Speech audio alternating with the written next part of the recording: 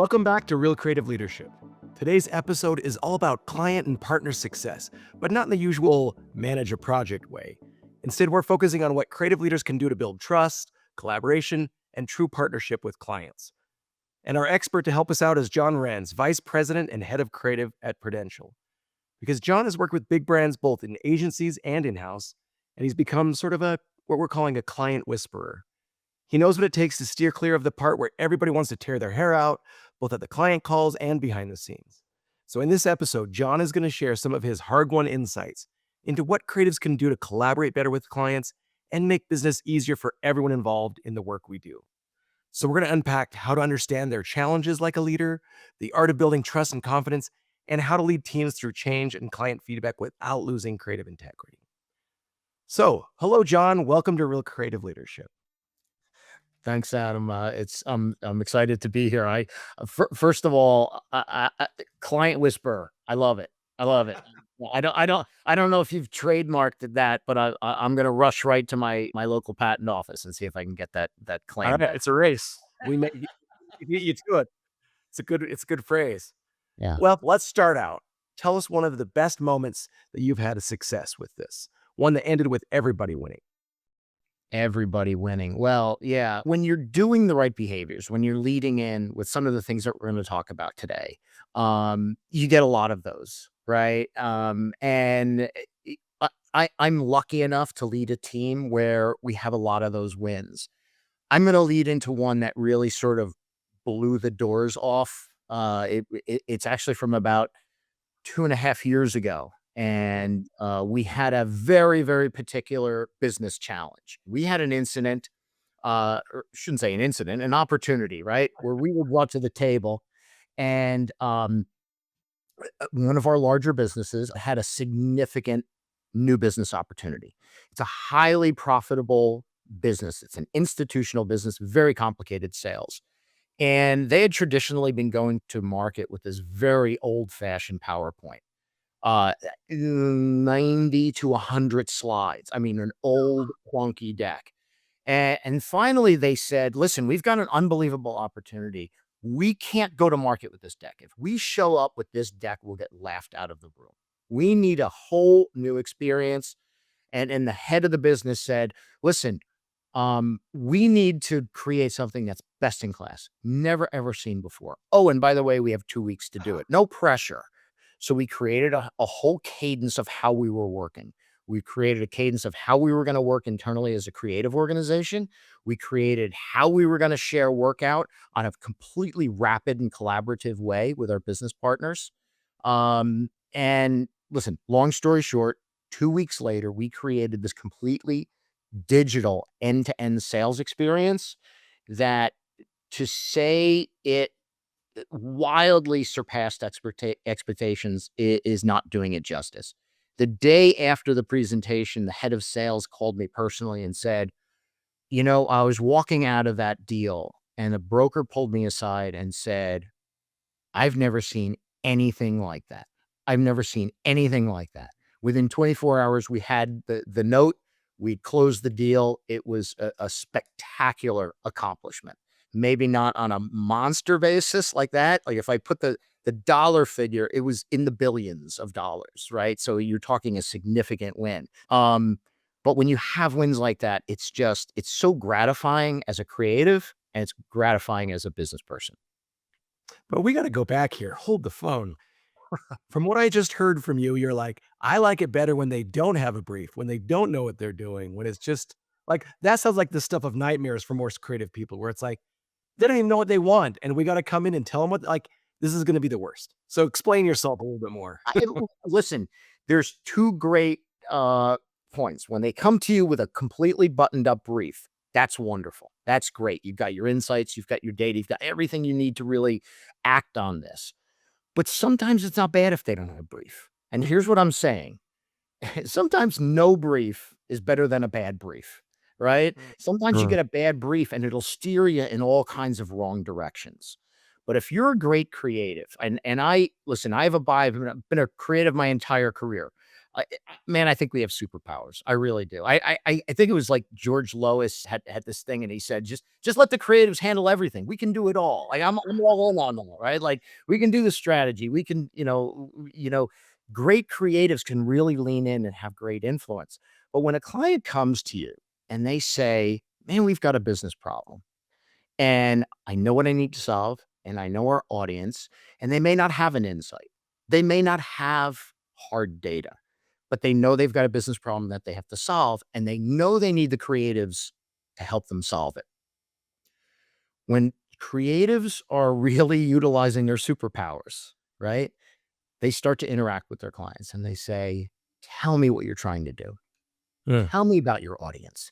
Explain what happens. Explain why people aren't buying. Tell me what happens when people are buying. Tell me about how people are feeling when they're going through your process. Tell me about anything a creative would want to learn," right? And when you have a client that's coming to you and is willing to be vulnerable and saying, "We're not really sure what we need, but we know we have to solve a problem," great things can come from that. But the onus is on the creative, right? We've got to really strap on our superpowers and start to say, dig in and say, "Tell me about this. Tell me about your business. Tell me about your product. Tell me about your industry." And then we're hearing it directly and we're processing that.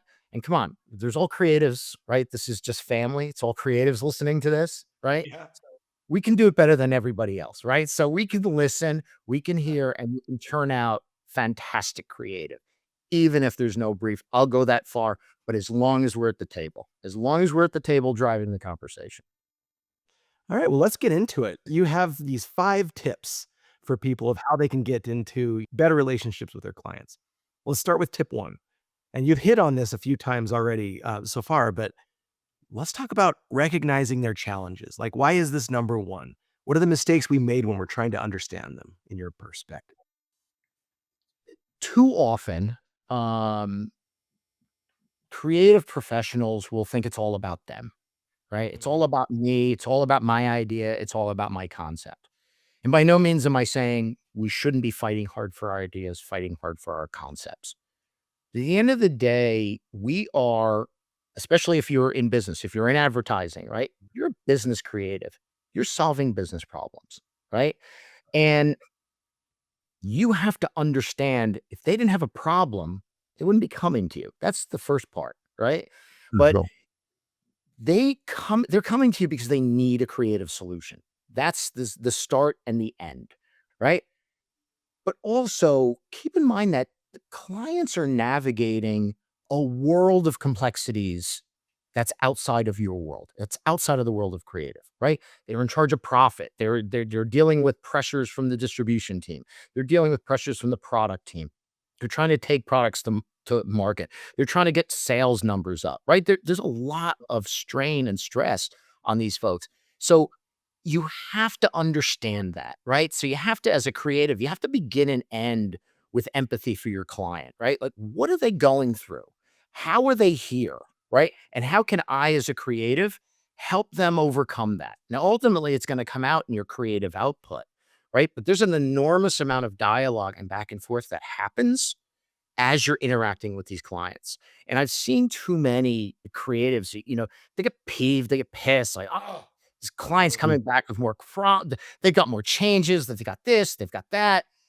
I get it that there are some problematic clients. Sometimes people like to pick up a pen or, you've got some clients who, as one person I heard say, they like to leave a lot of fingerprints on the murder weapon, right? They can't Oh, let things go through. But you have to sort of understand what they're trying to accomplish. And you have to remember that it's bigger, right? There's a bigger problem that you're trying to solve. So if you start and end there, it can also help guide your dialogue, right? What are the challenges you're up against and how are we not solving those? exactly. I think something we need to keep in mind with this is commercial art, not fine art. Yeah. Like if we're in advertising, marketing, or branding, it's not about all about our beautiful art and how dare they, not like it. But you're right. When we put ourselves in the mindset of like, what is the big brand or marketing or advertising challenge we're trying to solve here? Getting more crisp on it is only going to help it versus pushing back and being like, whatever, let them go speak khaki and business and numbers. I don't care. I just want mine to look super cool because it's my portfolio piece. And I think you're right. Like the first shift is to stop having that attitude.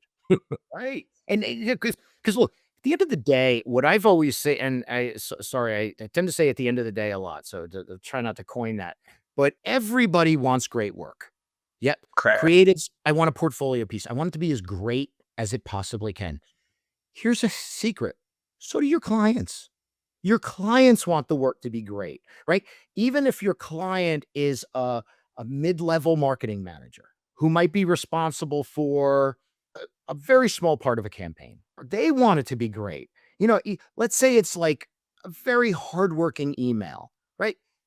They want it to look good. They want it to sound good. They want to share it with their significant other and go, look what I did at work. Like I did this email. And then they want it to work like gangbusters. Oh, and it far exceeded the MQLs that we were expecting. Everybody wants great work at the end of the no client, trust me, no client is lying awake at night going, oh, how am I gonna mess with the creative team tomorrow? How am I Why they really did some great work. How can I really mess this up for them? Yeah, if I rejigger this and we all want great work, right? But sometimes clients don't necessarily recognize great work. And that's how creatives have to lean in. You have to understand we're all trying to do the same thing. We're all trying to have a positive business outcome. That's where our creative expertise comes in, right? A client may not recognize great copy or a great design, but that's our job to pitch that through. Let me show you how it's working. If the client is struggling with a headline, well, let's talk about it and let me show you how, this style sounds better, looks better, has the opportunity to be more impactful. So, okay, so first we start with this mindset of just understanding that they're not out to ruin us. We Yeah. all want good stuff.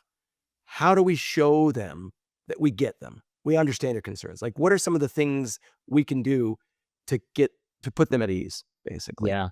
This may be uncomfortable for some creatives to hear because I know there are a lot of creatives in the world, creative leaders and creatives alike. It's really about it's at its essence communication, right? It's communication.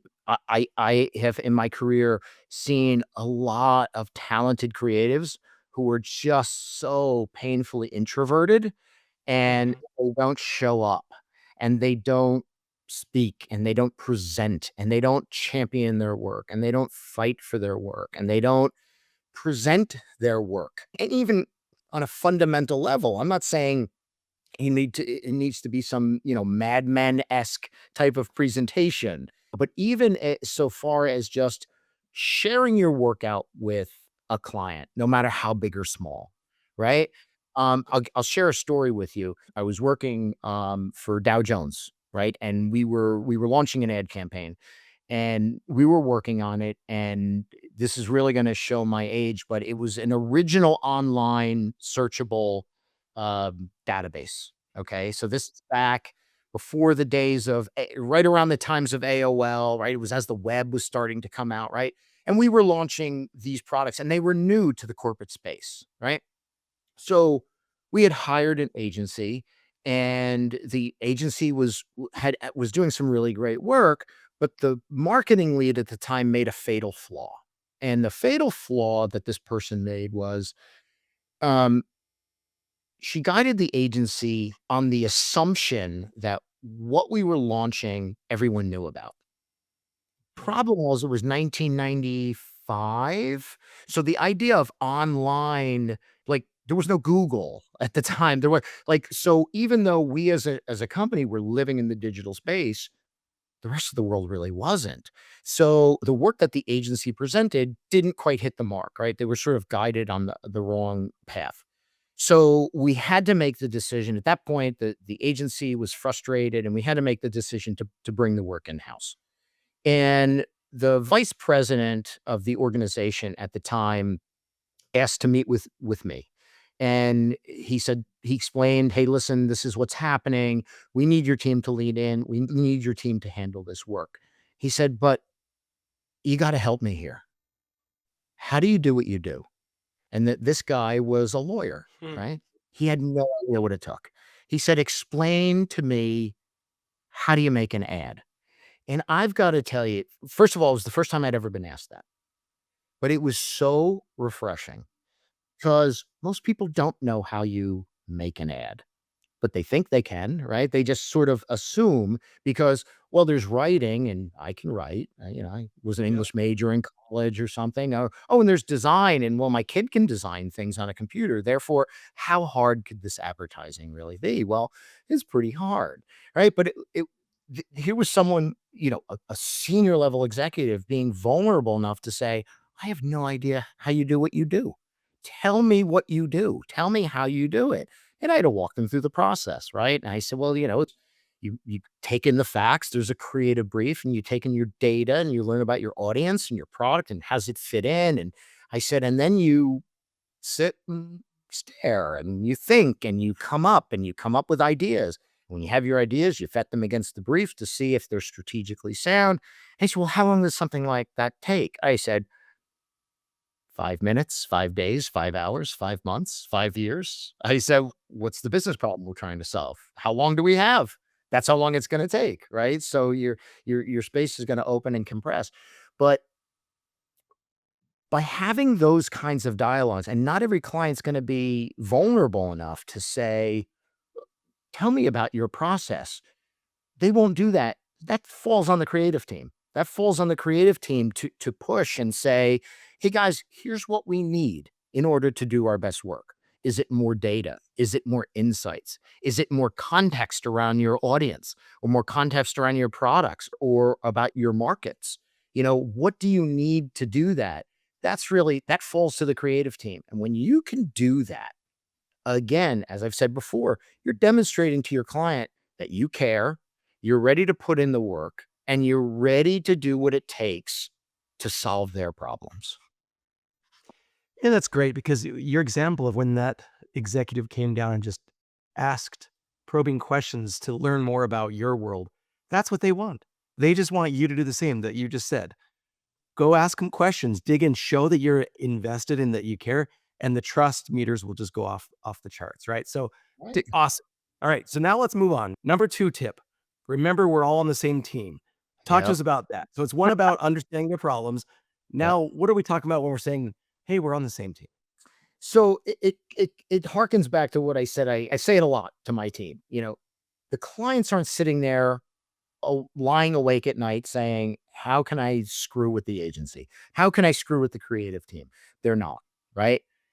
We all have to remember we're all trying to solve business problems. We're just trying to solve them using different skill sets. We're solving as a creative professionals, we're solving them using our writing skills, our design skills, our programming skills. We're bringing to the table a body of work and skill sets that's going to help us solve it in new and different ways, right? They're coming with different skill sets. They may be analysts, they may be marketing strategists. They're going to have a completely different skill set. We have to constantly remember that we're all pulling toward the same goal. We all want great work at the end. We all Mhm. do. Whether you're the copywriter who's drafting, right? Or if you are the strategist, everyone has a piece of the lion, right? Everyone is going to say, look what we want. The creative team will, the strategy team will, the media team will, the client will, right? Everyone's gonna raise their hand and go, look what we won, right? Because again, at the end of the day, we all want the same thing. We all want great work. What's important for creatives to remember and for creative leaders to keep reminding their teams is that some of our clients don't truly understand what we do or how we do it. Therefore, it's difficult for them to articulate. One of the beautiful things about being in house is you have direct access to all of these wildly intelligent people, right? If I have a creative who's trying to solve a problem for a particular investment product, they can go ask the person who just made it. They can go ask the manager of the product. That's unbelievable access. Um, the flip side is you're interacting with people whose main job is not to fill out a creative brief, right? But they need to work with us. So they may not know how to fill out the greatest brief in creation, which is, if you're in an agency, you've got an intake document, you've got a strategist, you've got an accountant, you've got a small army of people making sure that by the time the creative team gets that brief, it's been vetted, signed off, it's run a gauntlet. That's a wonderful thing.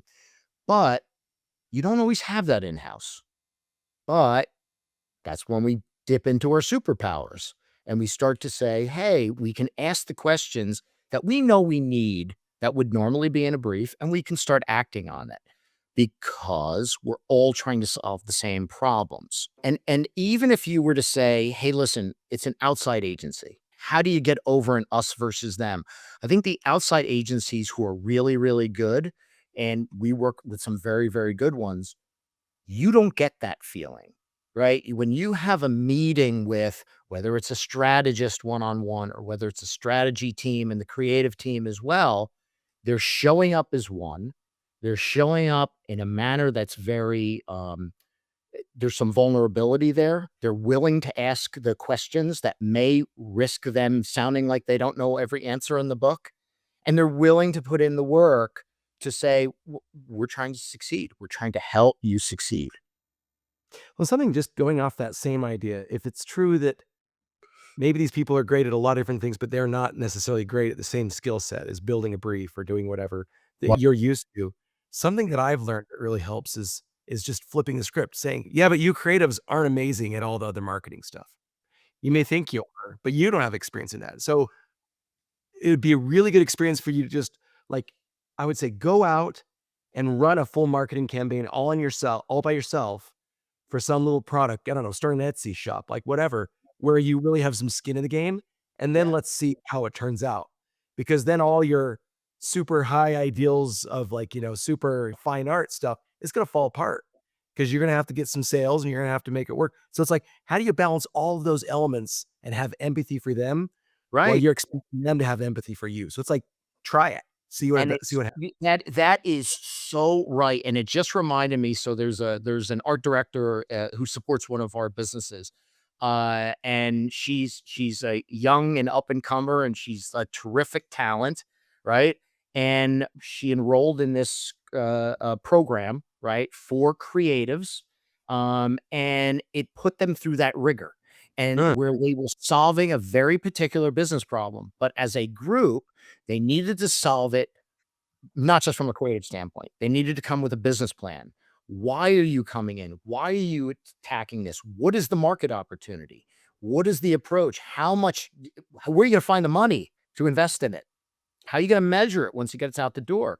And she actually just had her readout on Tuesday night. It was fabulous. But when I met with her on Wednesday and I said, "How was it?" She goes, "Oh my God, it was so much work. It yeah. was so exhausting. And I feel so energized about how to do my job now." Because she's like, "I feel like I can talk with people on a different level now." Yeah. And because she's gone through it. So that's actually an outstanding exercise. Like, do it yourself. Like, see, it's not easy. It's all about those relationships. We've talked a lot about like Well, how obviously those first two steps are really important by understanding their problems and then really, making sure we're on the same team because that's what it's about. Those client and, creative relationships. That's how you're going to make great work. Which leads us to the next step, number 3, which is change is something every creative leader faces, just like you. oh, You're like, there's new things coming at us. So now that we've got good relationships, how do we lean into change? How do we help our creative team understand that it's okay to have change and that's how our relationships are going to get better? without question. Change is inevitable, right? It's Mhm. disruptive, it's painful, right? But there's enormous opportunity in change. Enormous opportunity, right? There's also tremendous opportunities for growth in change. So yeah, it's just some old cartoon I used to just, it's there's a leader and he's saying, speak to a room full of people. How many people want change? Everybody raises their hand. All right, how many want to change? And nobody raises their hand. Right? It is difficult, right? And it's challenging. Um, but without it, there's no growth. And let's just attack the 800-pound elephant in the creative room right now, AI, right? Yep. AI is disrupting everything. And we've spent the better part of the last 2 years upskilling our entire creative organization to maximize the use of artificial intelligence. And as a leader, AI is just crazy disruptive. I mean, it's really gonna change the world as we know it. But in many ways, we've seen this story before, right? So let's just talk as creatives. If you've been around the block for a while, when the Macintosh hit your desk, right, for the first time, and like PageMaker came out, right? The devil that is Adobe, right? Like, oh my God, what are they doing? They're putting designers out of business. How dare they do that? No. And I have a story I would tell. I was with a small agency at the time, and they were investing heavily in technology, and we were upskilling the entire art department. And, even though I was a copywriter by trade, I was like, "Well, I wanna learn this. I wanna see this." So I was going through the training, and there was a very talented art director who worked with us named Jim, and I said, "Jim, why aren't you getting in? Why aren't you learning digital page layout and stuff?" And he looked at it, and he had this sort of gruff kinda thing, and he said, "F that, I'm not that's BS, and I'm not learning that." And I remember running into him about 3 or 4 years later, in a store or something. And Jim, he was out of the business. He was painting houses. He never kept up, right? So he never kept up. But if you look at what happened with desktop publishing came around and art directors and designers were fearful for their lives. Oh my God, what's going to happen to our jobs? Well, what happened, in my opinion, is it superpowered them, right? It gave art directors and designers superpowers. Like if you think go back to the Mad Men age, you needed a small army of people to create a brochure. You needed a Yep. typesetter, and you needed an illustrator and a photographer and an art director and a comp designer. Well, now art directors could do it all and designers could do it all. And you had incredible control over things like type and kerning and leading. It was unbelievable the power that was put into a designer's hands. So when you first looked at it, you go, "Oh my God, they're coming for my job." No, they were coming to give you the tools to take your skills to the next level. And that's what AI is doing, right? What happened to designers in the late 80s, early 90s, that's what happened to copywriters 2 years ago. ChatGPT came out and these other tools, and copywriters went, "Oh my God, they're coming for our jobs. They're never what's gonna happen to us? They're gonna put us out of work." Well, no, no. I can tell you firsthand, it has superpowered my copywriters. There's an old phrase, with copywriting, say it straight, then say it great, right? So get your thoughts organized, get your facts out on paper, then get your style to it and really make that stuff great. AI says it straight. Boom, like that. Fast, incredible. And in many cases, if you're prompting it properly, does a really nice job. It's not going to give any stylistic issues. It's not going to make it great. You know, that's where we come in. So now when you talk to a team and there was a lot of talking people off of ledges, listen, this is okay. This is how it's going to work. And it's a slow process. You have to get someone on. You have to find your champions. You have to show how they're winning.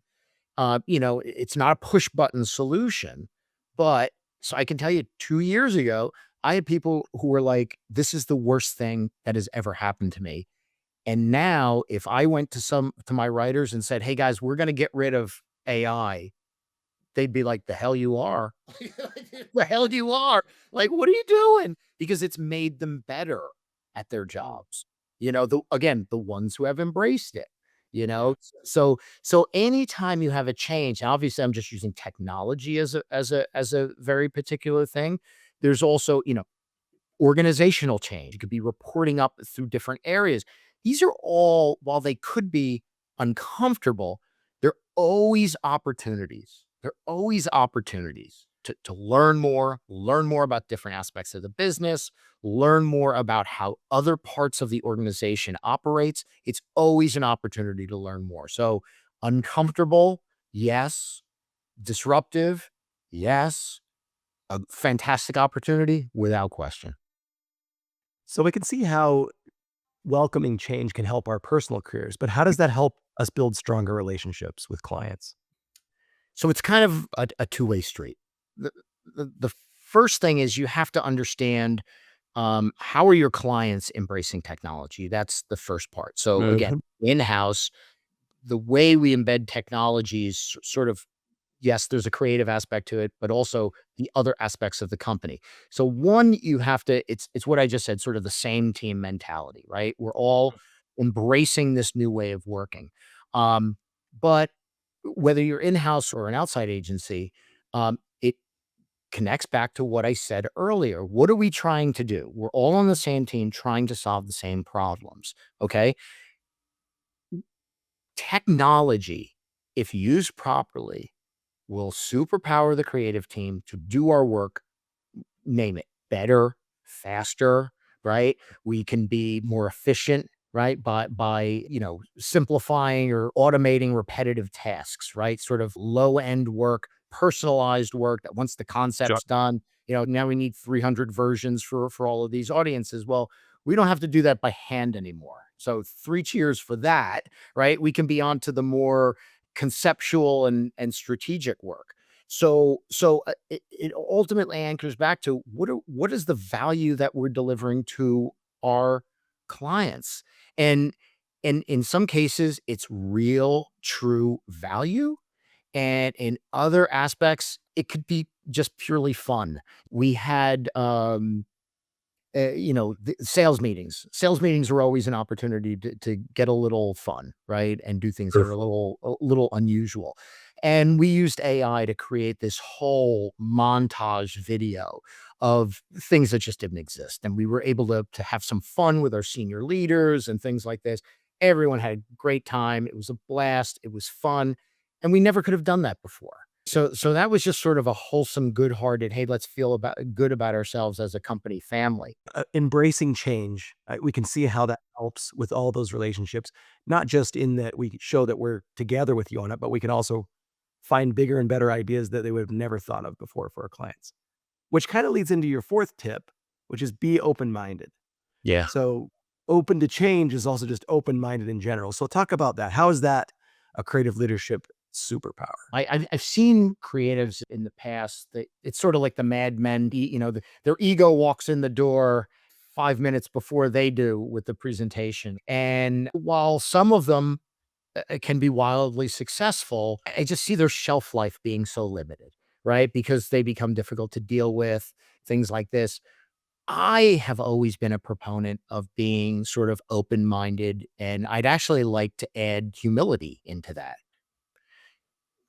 What we do is pretty cool, right? I mean, as creatives, it's Mhm. pretty cool. I mean, come on, you're at a cocktail party. What do? I make ads. I'm a writer. I'm a designer.